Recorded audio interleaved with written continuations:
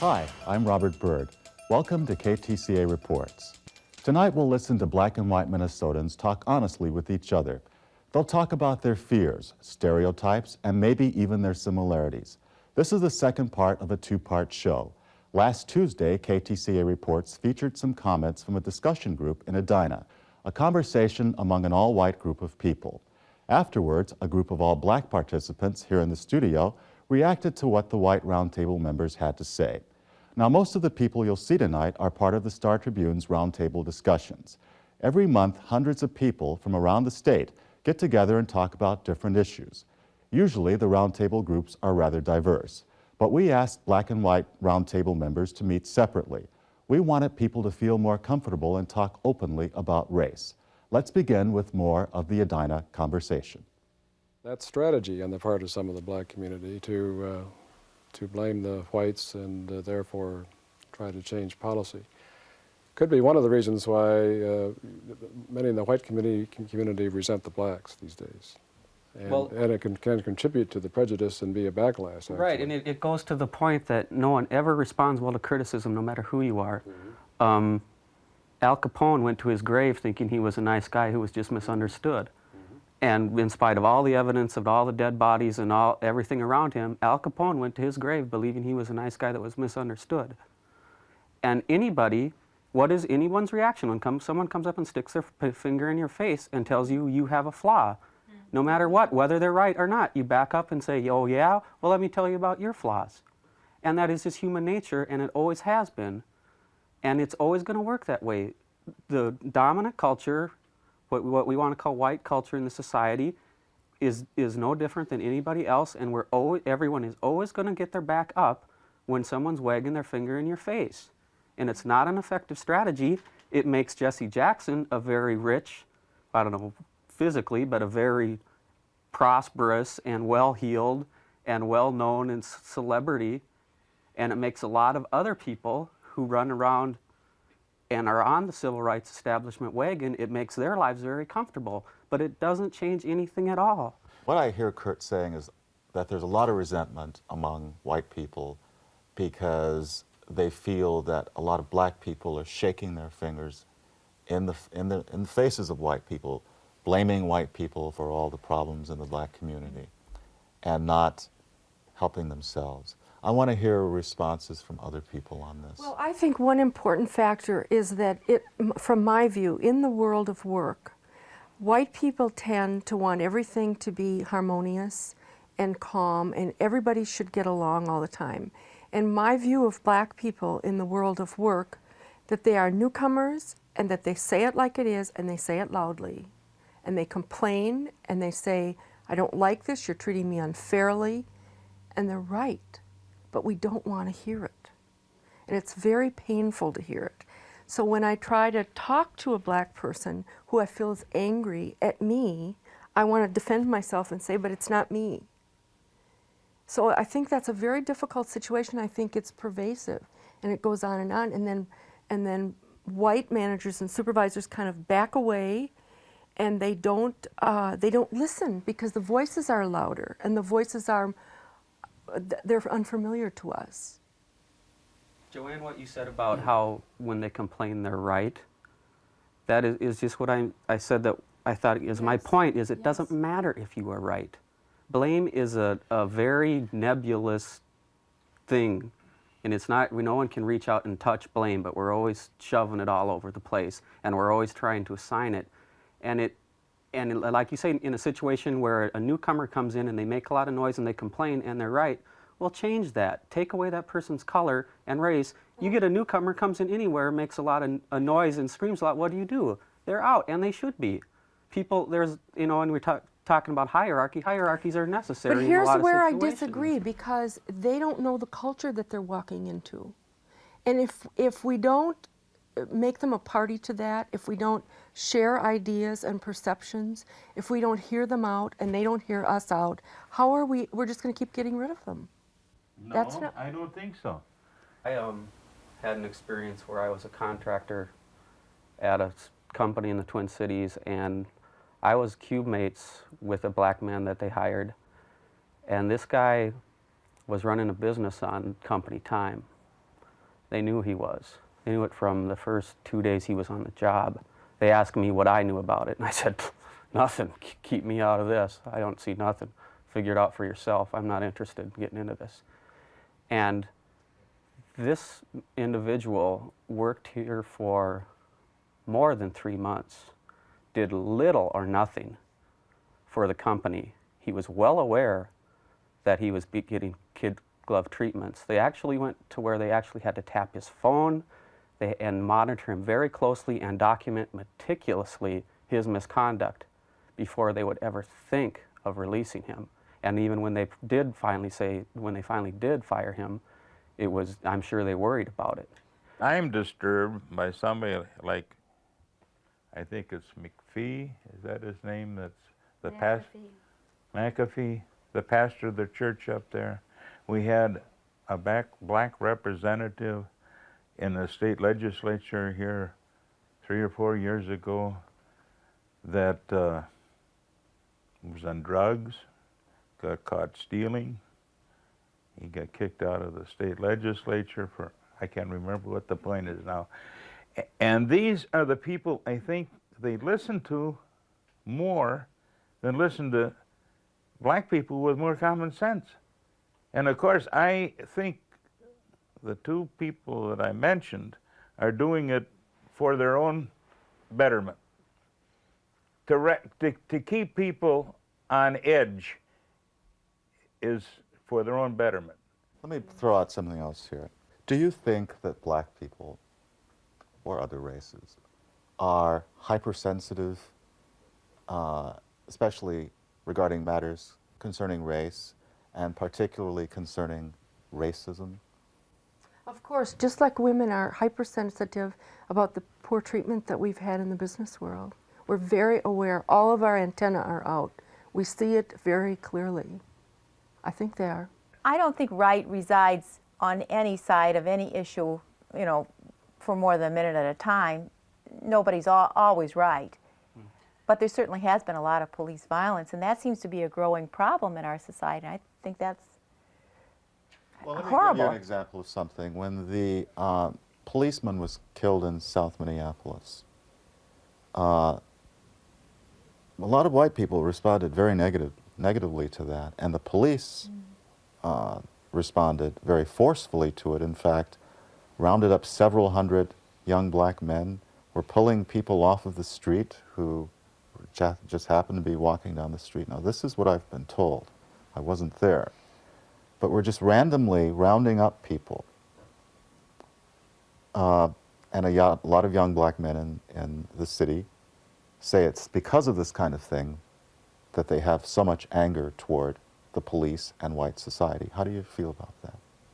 You know, the whole police thing to me is, I really have a hard time understanding it because I know some police, and I can just never see that behavior in them. But I had a good black friend that I work with, and this was a very upstanding family man, wife, 3 kids, real respectable, wears a suit everywhere he goes. And he told me that he was pulled over, and it was either in Hopkins or Brooklyn Park on a sunny summer afternoon for no reason at all, and was giving all kinds of grief by this suburban policeman. And at the time, I just thought, you know, this was long before LA riots or anything. I just thought, that seems so strange to me. I don't understand what's going on here. And I think for the most of us, you know, like, you know, a lot of this thing that we see with Rodney King, we kind of scratch our heads and say, what in the world is going on? Well, how do you feel about the Rodney King thing? I think it was a combination of a creepy guy, Rodney King, and some creepy policemen smashing head on. And I think, however, the verdict, if these are supposed to be our police protecting us, and you expect a certain deportment among them, and you can say that they became angry, but nonetheless, professionally, they should never have done what they did. And there are a whole lot of white people who will say the same thing. And I don't care, you know, I don't know the full essence of the case, but it sounds like Rodney King was not an upstanding citizen, but it still does not excuse. No, it doesn't. And there will be a group that's unanimous in If, that if opinion. my sons were black, I'd fear and worry about the police all the time. Yes. I'd live in fear if I had black children. Those same stories from black people that I work with. And aren't you perplexed by it? I mean, do you know any policemen too who, I mean, I know some people who are Minneapolis Yes. police, and it almost seems like when they go to work, They change personality or and I'm certainly not going to dump on them. I don't want their job. I'm certainly grateful that they're willing to go out there and take the bullets for me or whatever. But there's something that the public doesn't understand. There's a missing piece here. Yes. Perfectly rational, everyday, upstanding policemen in suburban Twin Cities don't just go harass people for no reason at all. I mean, they do, but... They do, Kurt. They do. I saw a fellow on one of the talk shows a couple of months ago. He was a well-known basketball player. Was stopped on Sunset Boulevard by the LA cops. And he said, I was not speeding. I was going the speed limit, had my driver's license, my tags were up to date. They just stopped me. And they pulled him out of the car. He was driving a very expensive car, and that was what tipped it. A black man driving a Ferrari or something like that, very expensive. The police were absolutely convinced that he'd stolen the car, and they wouldn't let him go. They harassed the daylights out of this man for quite a long time, and finally let him go, and 2 blocks away, another car stopped him and did the same thing to him. How many of you go to downtown Minneapolis at 10 or 11 o'clock on a Friday or Saturday night? I used to live downtown Minneapolis for You the do. first 7 years of my life. Do you in ever find Minneapolis. yourself being afraid of going into certain areas of the city? More irritated. Because I mean, there's certain places around City Center where the same guy is going to come show me his callous hands and that he really does work and he just ran out of gas. And he just needs a few bucks to get over to get a gas can full, and it's like 3rd or 4th time you hear it. So it's just more of a mild irritation than anything else. So are you afraid at all when you go downtown, or go to South Minneapolis, or drive through North Minneapolis? I think women have to be afraid wherever they go I think alone they at do. night. I think they do too. And I can tell you a story about taking a wrong turn in Palm Springs, because I did not know Palm Springs at the time, and I went out driving one night just because I felt like going out driving. And there's a tramway that goes up this way, and I drove up the tramway road. If anyone is familiar with Palm Springs, I drove down the tramway road. I did not realize I drove smack into the black area of Palm Springs. I didn't know one end of Palm Springs from the other. But after about 10 minutes, I sure as hell knew I didn't belong there. And the more I didn't belong there, the more panicked I became and the more lost I became. So I found myself going around and around. I passed these same people, and what was so unusual for me was everybody was in the street. Now in White Palm Springs, there's nobody in the street at 10 or 11 o'clock at night. Everyone's in their houses. Everyone was in the street. And I was sweating from top to toe, but I couldn't tell you what I was afraid of. I just knew I didn't belong there. And I guess I was more afraid of what judgments they were placing on me. Was what the hell was I doing there? And not only that, the more panicked I became, the more they saw me going round circles, until finally I found my way out of there. But I don't know what I was afraid of. I've had But the as a same woman- experience in Newark. Have you? Just terrified and not knowing what am I afraid of. These are people. I don't know what I was afraid of. Fear. I think it was really a lot to do with being a woman alone. I think that we have. What do you think you were afraid of? What do you think are some of the things? Okay, if I try to be really honest, actually, what I thought, God, maybe they think I'm a prostitute. And I was trying to think of what must I look like driving around in circles in this neighborhood, because I could not find my way out. I was more concerned with what their interpretation of me was going to be, or I could think of only 2 things, and I don't even know that I thought of them at the time. I was just trying to get the hell out of there. And one was I a prostitute looking for trouble? And 2 was I some kind of white woman looking for drugs? I guess they were the 2 things, because I knew I kept going around and around and around. I couldn't find my way out. And that, I thought, would indicate them that I must be wanting to stay in the neighborhood and or looking for something. The 2 things that you thought of, though, were negatives, right? Does that make me? No, I'm just asking. Oh God, I was just lost. But I was just lost. But I was an Australian no, it makes you feel lost. out of place. A woman. I was out of place. I was scared. I knew one thing, that I didn't feel I could roll down the window and say, "Excuse me, could you tell me how to get home?" How often do you find yourself feeling uncomfortable when you come in contact with someone black that you don't know? A little.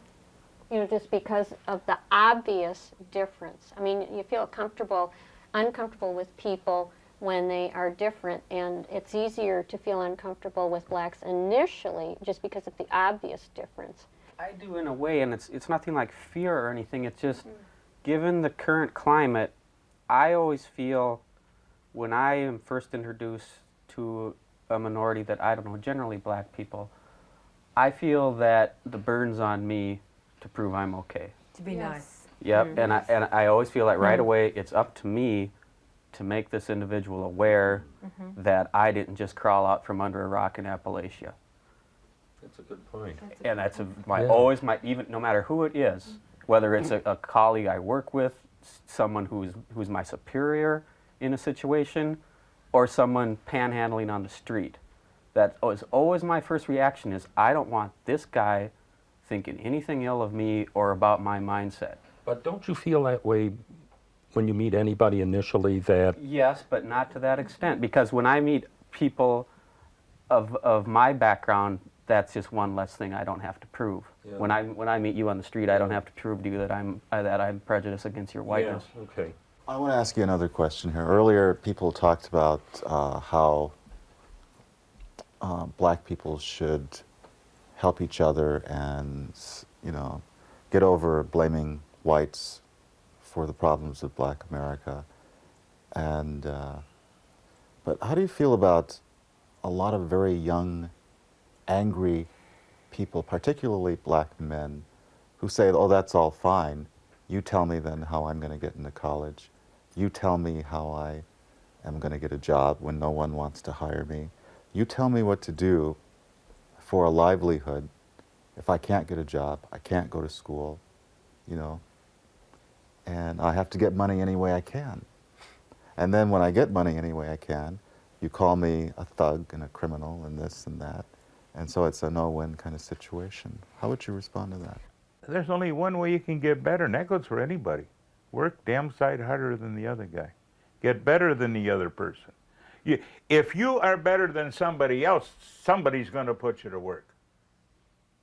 Maybe you don't agree with me, but you got to be better. I've yet to hear of anybody turning down a super employee. If they're running a business, they shouldn't be that. Why should a black potential employee have to be better than a white potential employee? Because they have the black to overcome, period. We've gathered 7 black panelists to talk about some of the comments you just saw on the tape. Leslie, let's start with you. What do you think? Well, the thing that struck me about the people on the tape, it's nothing I hadn't heard before, but to me it shows a lack of understanding of historical perspective of blacks in this country. I don't want to get too deep into it, but you know, when people were talking about oversensitivity and all of that sort of thing, it belies an understanding of why people are that way. Just a couple of issues real quick. The whole issue of welfare dependency. I'm 45 years old, and I remember as a child that black people at the end of World War II, you know, when white men came back from the war, they were pushed out of the war plants. And then they went back to the jobs they'd always had, sort of marginal jobs, what I call the scut work jobs, maids, janitors, dock men who worked on the loading dock of factories, not in the factory. And then came modernization, and all these people were made redundant, as the British say. And thus, they were pushed out of the economy. They were marginalized already. They were pushed out of the economy. And there began the whole ethos of welfare dependency, because there were no jobs for them, because they couldn't, the scut work jobs were gone, they couldn't move into the good jobs because of Jim Crow, prejudice, racism, whatever you want to call it. And the other thing about the issue that these people didn't seem to understand, and I don't think most people in America have a good perspective on, is education. Education is always pushed as the be-all and end-all of solving the problem of the underclass and of poverty. I really argue with that because my grandmother was an adherent to that. But it doesn't work.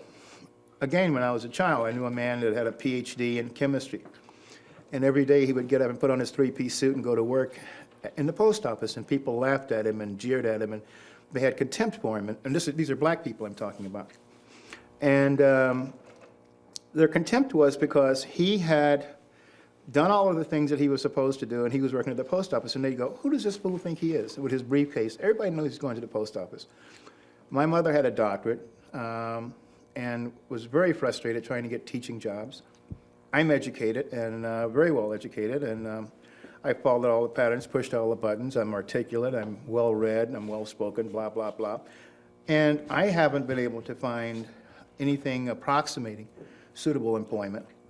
And so that you know, for young kids coming up, they have no good, how shall I put it, not role models, but any good,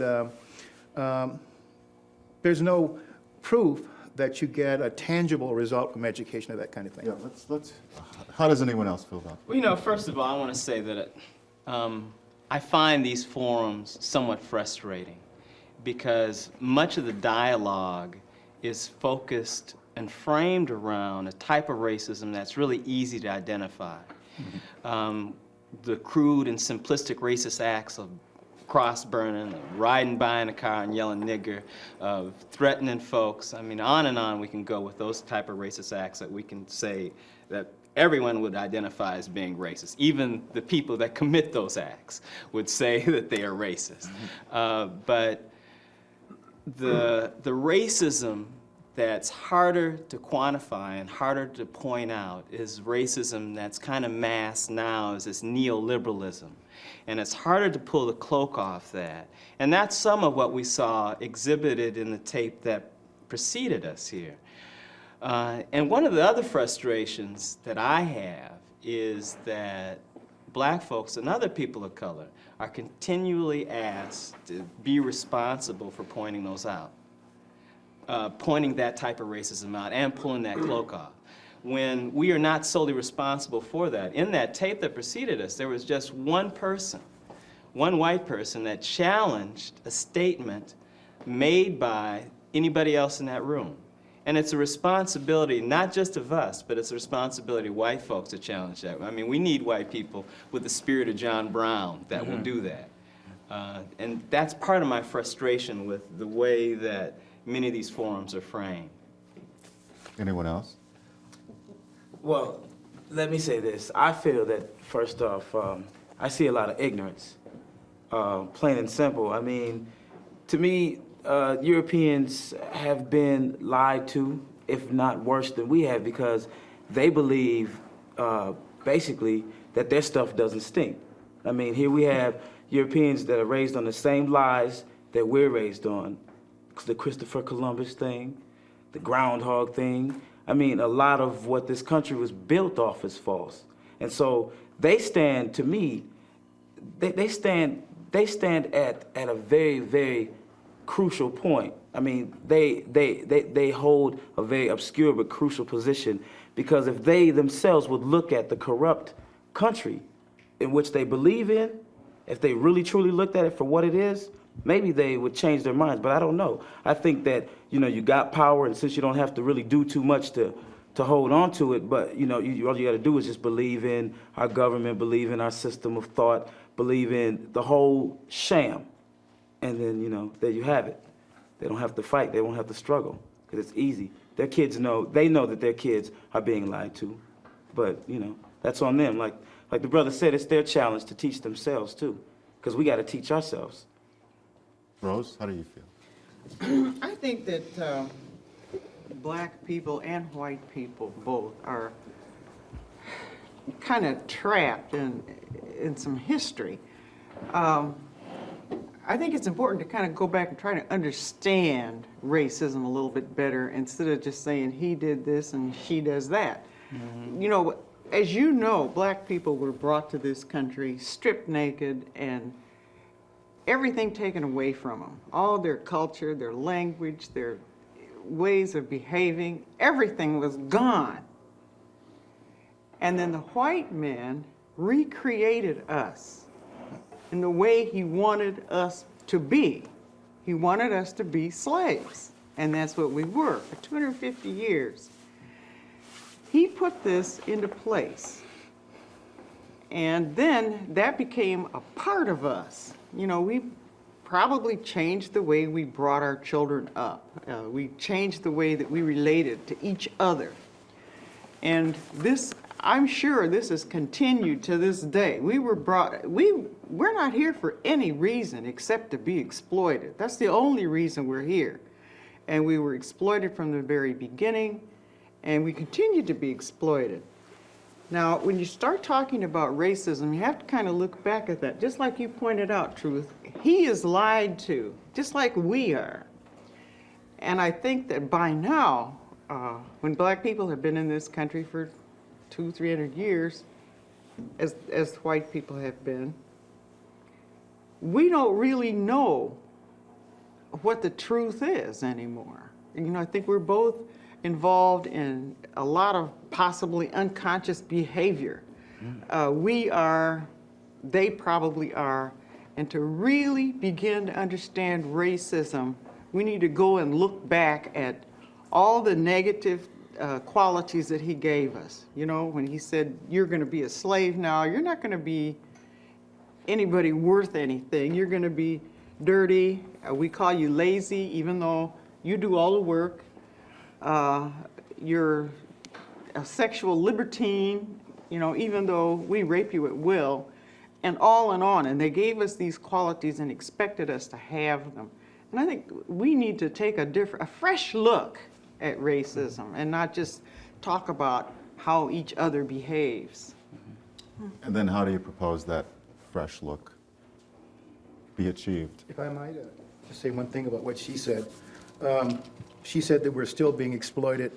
We had a use and we're still being exploited. I think the problem is, as I said before, around about 1945, we ceased to have a use. We became surplus, redundant. So there are millions of these people around who are no longer needed to be maids and scut workers, but nobody really wants to integrate them into the mainstream of the economy and the political and social fabric of the society. So we're just sort of here, and we're a social problem. And that is the problem, I think. We no longer have a use. If we had a use, perhaps it wouldn't be the same, but we no longer have a value as labor. We don't have any value as genuine participants in the society, I don't believe. Well, I'd like to sort of personalize this a little bit. We're talking on a sort of theoretical level. Let's talk about your lives individually, and let's put these comments that you're making in an individual context. Tell me then how the comments that you've been making thus far impact on your lives as individuals. Well, what I wanted to make a comment on is in regards to what he was saying. What bothered me, one of the things that bothered me about what the people were saying on the tape, the things about crime and the things about coming in contact with black people that made them afraid of black people. And I think what has happened in the society, like you said, we were surplus, so now this is how we're being viewed, as people to be afraid of. Young black men are feared in this country. And when you talk about a fresh new look, I think that's one place where we have to start. We have to start, first of all, we need to respect one another. We need to respect young black people in this country. We don't respect them. The institutions of America do not respect young black people. We need to start there by respecting them, and we need to begin to realize that they are going to be contributors one way, either negatively or positively in this country. And we need to begin to help them to be positive contributors to this country. Let me take a crack at something here. I think that it's kind of sad on the part of Black America that even as yet we have not people of my age, and I'm going to be 70, have not yet come across with the proper kind of materials to pass on to our young people. Or if we have those materials, they don't find it as interested in reading them as they do other material. What I'm saying is, I was discharged from the United States Army as regular Army of the United States in 1945. I can tell you things about people coming back to the jobs because the law said that whoever you was working for had to hire you when you got out of the job. People going back to their jobs, they were abiding by the law if somebody went to jail. But it seems to me that we want to look at what white people think and say, to judge for ourselves what is good, what is bad, what has integrity. I don't look at no white person to tell me what is right and wrong, good or bad. I read too. I'm as well read as the next fellow. But I have my own standards. And the tragedy is that white people on that panel are saying the same thing in this month and this year as they said in 1968, as they said in 1958, and we're still worried about what they're saying instead of coming up with some answers on how to combat what they're saying. They ain't saying nothing new.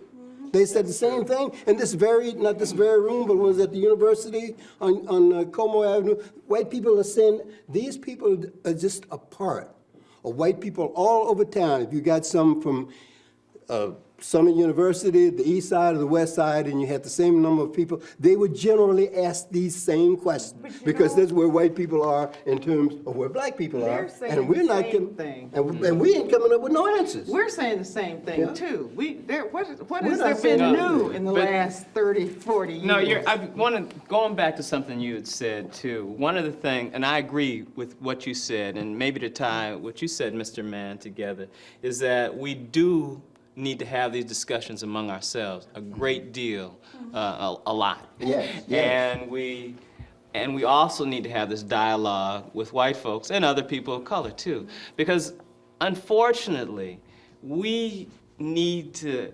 even back up more, we need to develop new language to talk about race, because unfortunately we've fallen into this trap of accepting the liberal and conservative views of race in America. Yeah. And we all have accepted that and bought into that, unfortunately.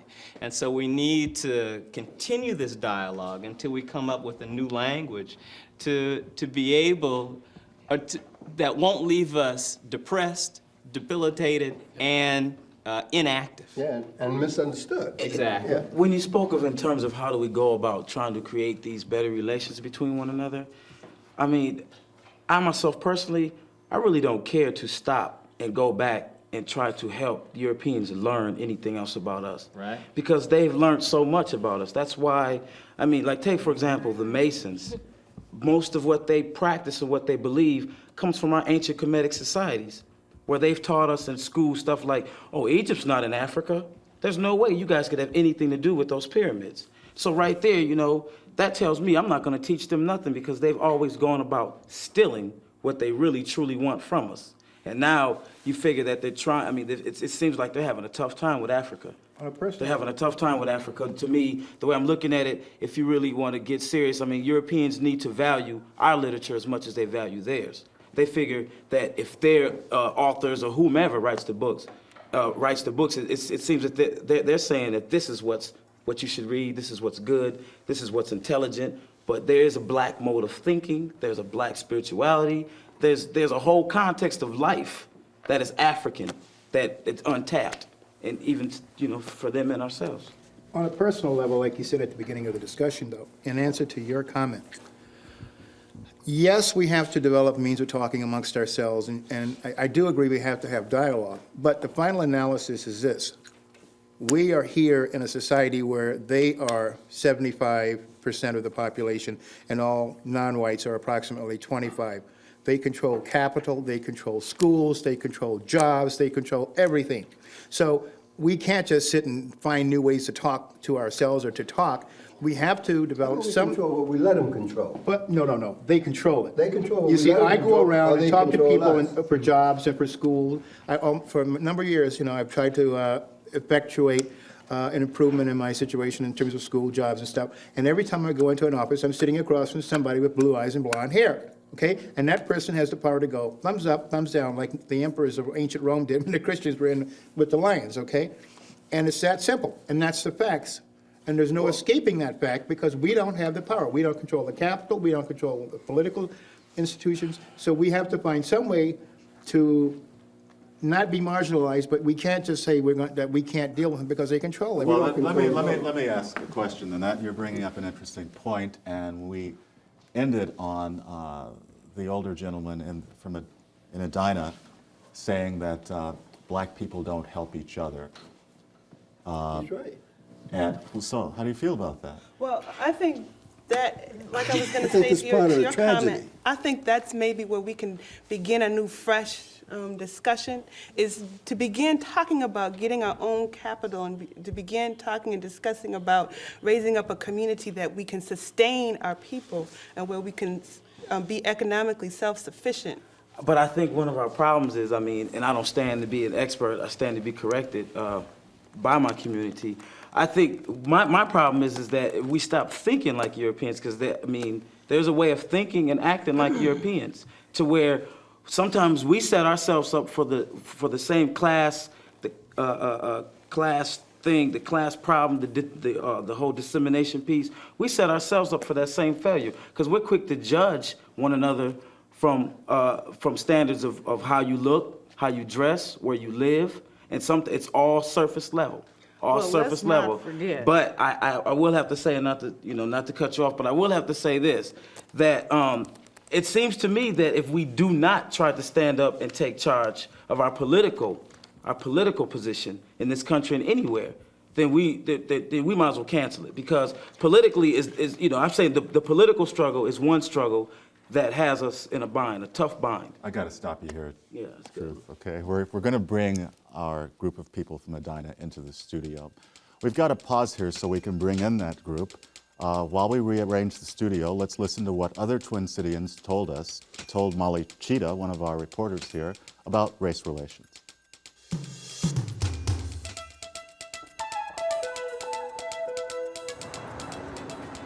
Do you think that race relations are getting better or worse? From my opinion, they're getting better to me. Why do you think they're getting better? Well, because of the jobs. I don't have any direct experience, but it seems like from the press they're getting worse. I think they're getting better, but still more time needs to be had. It's going to take at least 20 more years before it gets to be the ultimate best, I think. But definitely better than 20 years ago. I think there's pockets of very bad race relations, but in some places I think it's getting better. But I think we all have to work hard to make the other side know that we've got to love one another in this world, or we're not going to get anywhere. I think they're getting better. I think to a sense they're getting better, yeah. I don't know, with the new movies and education coming out, I think, people are understanding, being more aware. I think they're getting worse.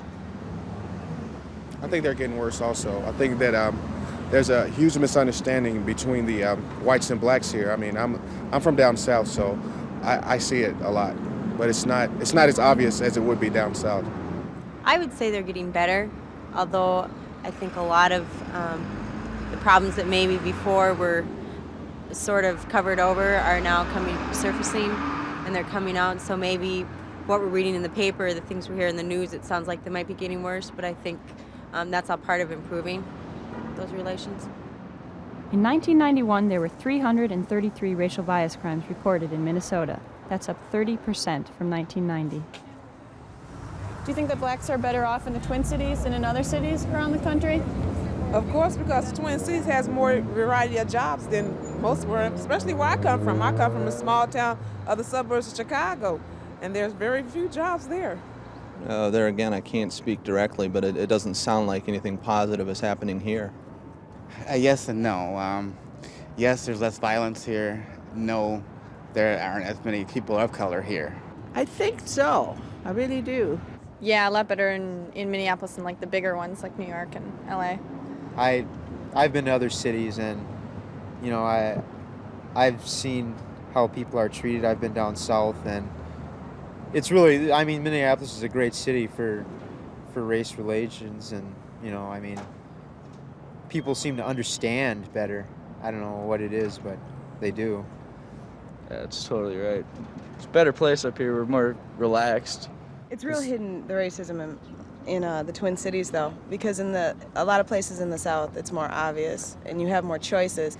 You know that certain businesses don't like you, or that they're following you, or whatever. And in Minnesota, they keep it real secret, so you don't have a chance to speak up, or not spend your money for that company, or not, you know, frequent that business. Even though we all like to think that they're better off here, we just don't talk about it. And maybe people are, in all actuality, discriminatory here, the same as they might be in the South, so to speak. But we just don't talk about it, but in actuality, we really are. Blacks in Minnesota earn less, are less likely to own homes, and have a higher infant mortality rate than blacks nationwide. When was the last time you spoke directly to a person of a different race about race relations and racism? Oh, that's been about a year ago. Me and my boss was discussing racism. Yesterday. I think it's a daily issue because there's things happening to people all the time, every day, and we should address it every day. Well, I just spoke to a lady in the beauty parlor. Every day, almost, I do. I mean, at work, you know, I've talked to people before that said they hate blacks before, and after they met me, they didn't hate blacks anymore. It's just, you know, ignorance and fear. Actually, last night, Yes, American last Sports night. Bar. Probably about 2 months ago. Never have. I never have.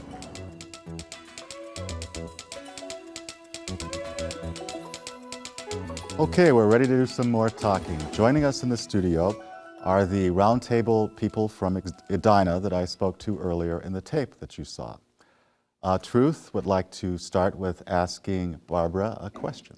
Barbara, I would just like for you to expand more on the climate adaptability thing, and I also was curious whether you knew that, you know, I mean, I don't dispute with the Big Bang Theory and all that, but Africans have been on the planet for a very long time, longer than European Americans, and that's proven from Mr. Leakey, Dr. Leakey.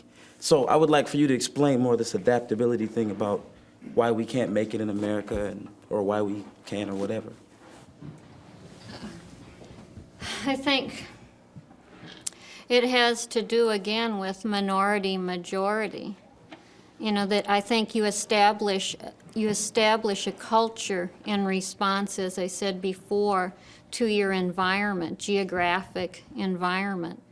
And the white majority here had established a culture that they brought with them from Europe as a result of their response to their environment. And so what I think you have is, as we've talked about, as the panelists from the African American group have talked about, the Eurocentric culture. And I think and what has happened, I think, is a lack of tolerance of the majority to accept another culture. So there's a lack of tolerance from the African Americans? I think a lack of tolerance is a human condition. You know, I think you'll find that in any racial group, but I think what has not allowed the African Americans to flourish is merely a minority condition. Yeah.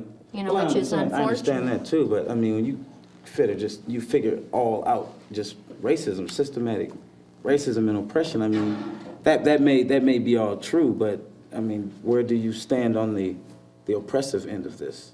I mean, just because, well, this is a so-called majority, not an actual majority. You figure they're in ruling power. Europeans are in ruling power, but they're not actually the majority. Not, well, I want to just sort of get back to what you initially addressed, because Barbara, lots of people saw last week's show and commented to me personally about your remark. I don't know if you got responses from people you know, but ask me if you were saying through that remark if you thought black people were somehow inferior to whites because the challenge to adapt to the I don't know, the North American climate was not met not the by challenge, blacks no. as it was by whites. Were you saying that? No, I'm saying that because of where the black culture developed in Africa, the culture developed there. And I don't think people say, well, why don't blacks adapt as well as the Poles or the Irish? Well, the Irish and the Poles immigrated to America to make a better life for themselves, and they brought their culture with them, whereas the blacks were brought here as slaves and had to leave their culture behind, the culture that they had developed. Might I interject something? If I could. I'm probably going to get some flack about this. There is no black culture because we were different ethnic groups. Africa is not a monolith. There are Yoruba, Igbo. I mean, there's hundreds of ethnic groups and cultures over there. Richard Pryor told a joke once back in the 70s, and I hope, that doesn't offend anyone, but he said, the white man had all these different people. He had houses and Yorubas and princes and kings and thieves, and he said, I'm not going to have all this crap. I'm going to solve it. Niggers. That's what you all are. And I think that the issue that we're talking about here is race. I was raised by a mother who had a PhD from Columbia University, and my life was suffused with Faulkner and Chaucer, and I was thoroughly acculturated in American society. And I've had just as much trouble as anybody any boy from the hood in surviving and thriving in this culture. It has nothing to do, I don't believe, with African or with black culture, because first of all, there's no such thing. I mean, except in America, there's no African culture, because there's a myriad of African cultures. And like, I was brought up much closer to the beaver than to JJ. My parents personally set out to do it, and how I spoke, what I read, and everything else. And it's still, I run into all kinds of obstacles and problems. So I think it's a matter of the racism, as he says, of the society. It's not a matter of black people not adapting. It's a matter of the society not being able to adapt to us or not wanting to. That's my response to what you said, too. I mean, you talked about minority, majority. I mean, really what we're talking about is racism. The Poles and other Eastern Europeans and other immigrants that came here were able to adapt because they were white. They were easily assimilated, even after a few generations, into American society. Where that just hasn't happened with African Americans. I mean, one of the things, and this is, earlier I talked about the dominant kind of liberal and conservative views of race. One of the ways that who we call liberal now and who we call conservative in the society, the liberals have generally defined race and defined the solution to race as being the race problem, as being able to include folks in, to be much more inclusive. When what that does, or what it doesn't do, is to recognize black folks and other people of color as fundamental elements of the society. Not to be included, but we are here, we exist. And that is racist in itself. I mean, the question that I have for you is really specifically about your comments, or not so much the question, but the reaction I had wasn't so much that was not implicit that black folks were inferior, but was that almost black folks were lazy. You talked about the European climate and how Europeans were challenged by the cold climate, and so they had to struggle harder. Those were kind of your words, or to paraphrase it, and that wasn't the case in Africa. So it almost made it seem as if what was implicit in that was that it was easier for black folks and people who live in the tropics, because all they have to do is maybe pick fruit off a tree and not work hard. And run around with when in fact the reason we were brought here was to work hard. You know, we were challenged. Because we were strong. Exactly, we were challenged. And that's my reaction to what you said. Now, before I even go on anymore, the question I have for all the white folks in the room is, and I also said earlier too about it not being our sole responsibility to challenge white people's racism, that white people need to do that too. And the question I have for all of you all is, was there anything that was said on those tapes that you felt was racist? Who'd like to? Good question. Who'd like to respond to that? Kurt. Someone called your name. Go ahead and be honest. That I kept getting the feeling. Don't have us call you all racist. I mean, you all have to do that too. I said it once that I keep getting the feeling that that whenever you're talking about whites, you're talking about all whites. You know, that all whites feel this way, and all whites are fearful of a black teenage boy walking towards you on the street. Talking about the comments in the room last week, and on the tape that preceded this. I think you have to tell us, because I don't think know. you do. That's why I I'm really here, do, too. is to uncover those prejudices, because I know there are privileges that I have as a white person in this society that I take for granted. For example, I can go in a department store and no one's going to question whether or not I'm going to shoplift, for example. Whereas a black person goes into a department store, there's always that question. That's the way that I partake of the privileges of being white, but I don't even think about it. There does exist that possibility Yeah. that they might be construed as going to be. Yes. But that's, it's like who's positioning. It seems to me that a very positive question to ask is that whatever your culture is, why can't we live in coexistence? Mm-hmm. Why can't you do yours, and why can't we do ours? Well, frankly, I don't know what yours is, but I get bogged down with ours because I don't have a special day. I don't have a special song. You know, Mexican is, or whatever day they have in May, and the Swedes, Swedes go to Minnehaha Park, and the Italian goes over there, the Polish go there. So, I don't get bogged down with what is my culture. Whatever it is, African or African American, I decided I was going to be a black fellow. But basically, I'm a fellow from Tennessee, and I have lived to see it all, and I'm happy with where it is. And you cannot determine for me which way to go. But I want to know, why can't we all sit in a room, and you enjoy yours, and I'll enjoy listening to you, and you enjoy mine? And I'm not going to say that you're wrong for being afraid. The first thing for me to do is clearly understand that you are afraid. And it makes no damn difference what nobody else said. You are afraid.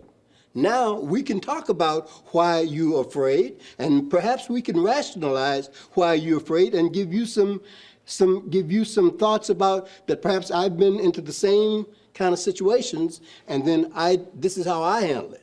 When I was a boy, my grandmother carrying things on her head to the white people's house, she walked through white communities at 4 or 5 o'clock in the morning. In Memphis, hell, you couldn't be scared if she didn't. She didn't make that buck that day. You can't stop. Can't say that you're not afraid, but I don't have the time of the luxury of spending. If I, as a police officer, I go into a white community, I go into a white home where a white man is beating his white wife, and I go and say, hey, knock it off. I can't stop to be afraid because I'm in his house and I'm a black fella in his house. I'm going in there with the disposition that I'm a sworn official to take care of this business, and that's what I'm going to do. You can either stand up and take it like a man or do the next thing that comes to bear. But we can have coexistence. That's how I dig it. Anybody else? On the race thing. Oh, I'm sorry. Go ahead. I wanted to go back to your comment, Joanne, about blacks having to tell us what racism is. Why? I mean, we see it around us every day. Exactly. We see it where we work. We see it where we go to school. We see it where we shop. Yeah. You made the comment that you go into a store and you shop and you never think a thing about it. Black goes into that same store and they're followed around by security. That is the most insidious kind of racism. That's and nobody exactly needs to be what I'm told saying. about it, No, I think we do. But what can you do about it?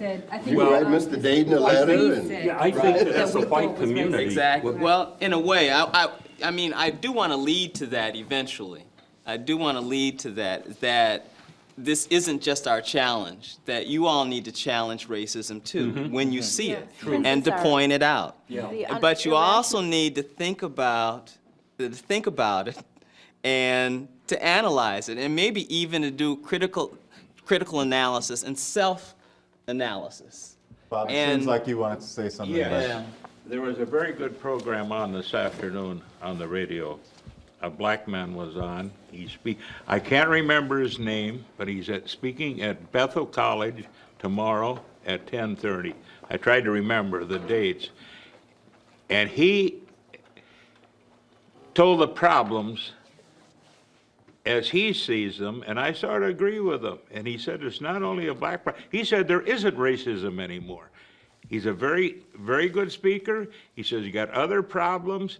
He said the whites have got the same problems as the blacks. They're not getting the education anymore. They're not trying.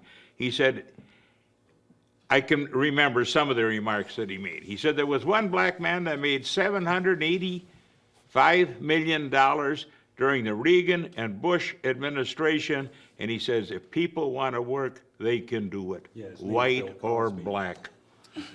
Now you reply to that. I would suggest everybody go see that. Okay. Joanne, and that comment. I forget who it was, Stokely Carmichael or H. Rap Brown. One of the two said racism is as American as apple pie or cherry pie. No, actually, that was Stokely Carmichael. No, it's Rap Brown, and he said that violence was as American as maybe cherry violence. pie. Okay, whatever. The point I'm trying to make is, when you say recognize racism, it's endemic. It's endogenous. It's throughout the system. It's why we had Reagan and Bush for president. There's no logical reason for the working class to vote for the man who broke the PATCO union, who destroyed the right to collectively bargain, except that they thought that he would keep me down. Nobody. I've got to stop you here, Leslie. I've got to stop the conversation here. Thank you all for watching. It's been an excellent conversation.